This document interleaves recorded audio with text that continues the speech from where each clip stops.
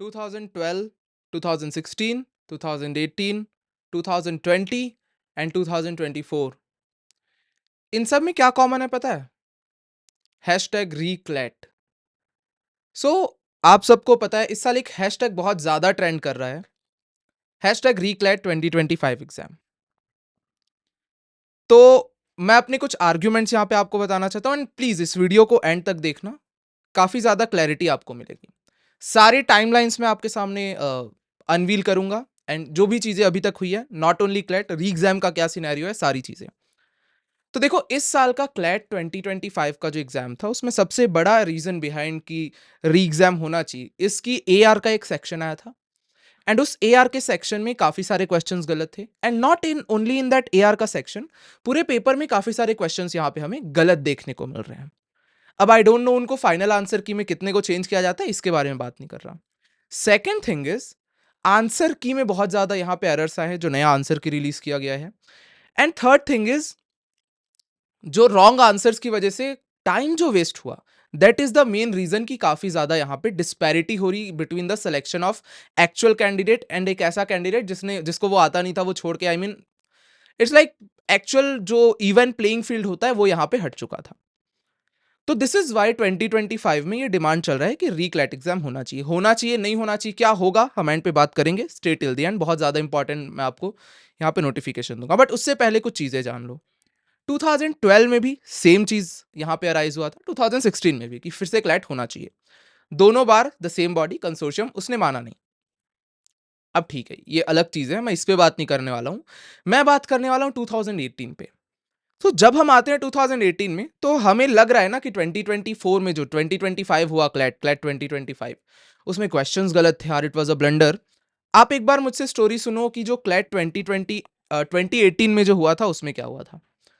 तो क्लैट 2018 जो है उस टाइम पे ऑनलाइन एग्जाम होता था, क्लैट पूरा एमसीक्यू पैटर्न पे हुआ करता था एंड 2018 में जो क्लैट हुआ था उसमें हुआ ये, यहाँ पे आपको आर्टिकल दिख रहा होगा, ये आर्टिकल न्यूज़पेपर में रखा था, ये क्या क्या हुआ यहाँ से मैंने ये डिटेल्स ली है कि एग्जाम सेंटर पे डिस्प्ले जो एनयूएलएस का एनएलयू है, वहां पे जो स्क्रीन है वहां पे आया नहीं क्वेश्चन, एंड एग्जाम खत्म होने के 30 मिनट्स पहले स्टूडेंट्स को ये बोला गया कि अपने सिस्टम बंद कर दो ताकि एक्स्ट्रा टाइम जो आपको मिलने वाला है, जो शुरू का टाइम आपका गया है वो एक्स्ट्रा टाइम ऐड होने के लिए वहां पे ऐड होना चाहिए, बट वो सिस्टम बंद हो गया एंड फिर वो चालू नहीं है, वहां पे एक्स्ट्रा टाइम ऐड नहीं हुआ।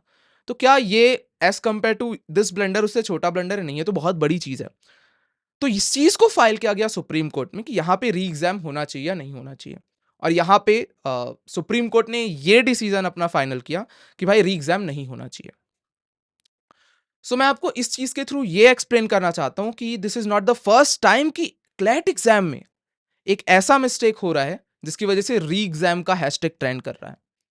अब मैं आपको बता रहा हूं कि इन मिस्टेक्स की वजह से फर्क क्या पड़ता है। 2018 का मिस्टेक लो चाहे 2025 का मिस्टेक लो, आप मुझे बताओ क्लैट में क्या चीज सबसे ज्यादा क्रूशियल है, क्लैट जैसे एग्जाम को क्या चीज सबसे ज्यादा टफ बनाती है। अगर उसी क्लैट के पेपर को मैं एक नॉर्मल आदमी को दूं तो वो पूरा सॉल्व कर लेगा, बट द थिंग इज हमें उसे उस 2 घंटे के ड्यूरेशन में सॉल्व करना है। एंड अगर हमें 2 घंटे के ड्यूरेशन में उसे सॉल्व करना है तो इट इज वेरी क्रूशियल कि उस 2 घंटे में जो पेपर आया है उसमें एक भी मिस्टेक्स आप नहीं कर सकते। आपको 1 साल का टाइम मिला है एंड आपने वो मिस्टेक्स की है, दिस इज प्रॉपरली आपके साइड का एरर।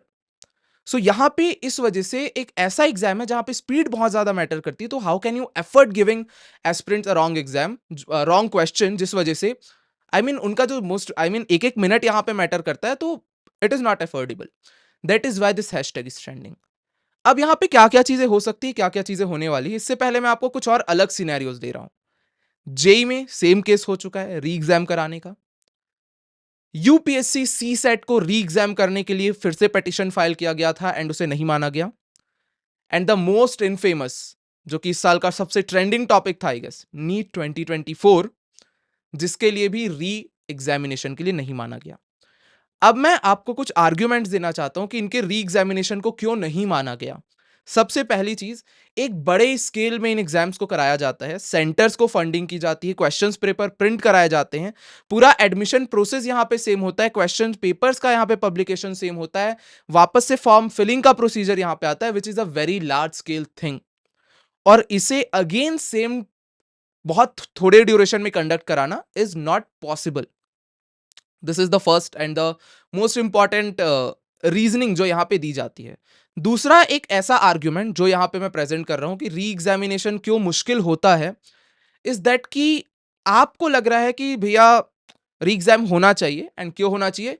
क्योंकि पेपर अच्छा नहीं आया था, मेरे कम नंबर बन रहे हैं। तो यार अगर री एग्जाम हुआ तो there will be again a protest कि री एग्जाम नहीं होना चाहिए बाय दोज स्टूडेंट्स जिनके यहां पे अच्छे नंबर आ रहे हैं। दिस इज अ थिंग जो कि आपको एक्सेप्ट करना पड़ेगा। आई मीन ऑनेस्टली मुझे बताओ, कोई ना कोई इस वीडियो को देखने वाला तो ऐसा जरूर होगा ना जिसके इस पेपर की वजह से अच्छे मार्क्स आए हैं।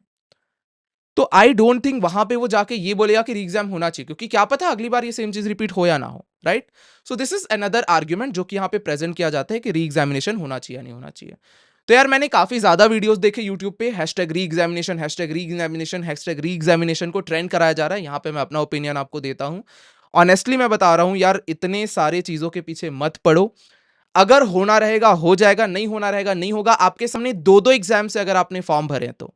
एंड ये चीज वीडियो बनाने के पीछे मेरा पर्पस यही है कि आधे से ज्यादा स्टूडेंट्स इसी चीज पे अभी लगे हुए हैं, भैया मन ही नहीं कर रहा क्लैट की वजह से, भैया फिर से एग्जाम होगा क्लैट का, मुझे एलेट का मन नहीं कर रहा, मुझे स्लेट का नहीं मन कर रहा। अरे यार इन चीजों को हटाओ। पीछे बहुत सारे इंस्टेंसेस हो चुके जहां पे एग्जाम नहीं हुआ, और अगर इस साल री एग्जामिनेशन होना होगा तो आपको पता चल जाएगा। But don't waste your time around this. Clear? I mean I know इसको एक प्रोपोगेंडा बनाया जा चुका है, but stop this propaganda right now. Petitions डालने थे, डल चुके हैं, हैशटैग ट्रेंड होना था, हो चुका है, कंसोर्शियम तक बात पहुंच चुकी है। अगर उसे कंसिडर करना होगा तो वो करेगा। एंड जैसा कि हम जानते हैं, आई डोंट थिंक वो करेगा। आंसर की अब नेक्स्ट थिंग इज क्या ऐसा होना चाहिए एग्जामिनेशन में? बिल्कुल नहीं होना चाहिए यार। ये तो प्रॉपर स्टूडेंट्स के साथ आई मीन साल भर उन्होंने प्रिपरेशन किया है, आप क्या मजे में उड़ा रहे हो? आई मीन इट्स लाइक चलो यार साल में एक एग्जाम कराते हैं, हम फंड ले लेते हैं, ऐसा कर लेते हैं। आई मीन एक कैलकुलेशन देखो, 1000 आपके ऑब्जेक्शन है, 5000 फॉर एग्जाम्पल मैं एक एग्जाम कंडक्ट करा रहा हूँ। एंड उस एग्जाम कंडक्ट कराने के लिए अगर क्वेश्चन गलत हुए, this is a hypothetical scenario, and exams गलत होने पे आपके ऑब्जेक्शन पे मैं 100 रुपीज आपसे लेने वाला हूँ। तो मैं क्यों चाहूंगा कि मैं 100% करेक्ट पेपर बनाऊं? आपकी तरफ से ऑब्जेक्शन मुझे आनी चाहिए, राइट? तो कई सारे यहाँ पे सिनेरियोज है। आई डोंट नो क्या क्या चीजें चल रही, but let's end this thing here. जो होना होगा हो जाएगा, but now please focus on your future things. AILET का एग्जाम आपके सामने है, स्लेट का एग्जाम आपके सामने है, इन चीजों पे ध्यान दो। एंड 2026 वालों से मेरा ये अपील है, अगर कोई क्लैट 2026 का स्टूडेंट इसे देख रहा है तो, कि भाई अभी आई मीन तुमने 2025 दिया था, उससे सीखो। 2026 के लिए मैं एक आपके लिए ऐसा करिकुलम बना रहा हूं कि आई मीन जितना वास्ट वो अपने सिलेबस को बना सकता है, हम उतनी वास्ट तैयारी करके जाएंगे। इसी करिकुलम के बेसिस पे I am working right now कि क्या क्या चीजें हम इंक्लूड कर सकते हैं।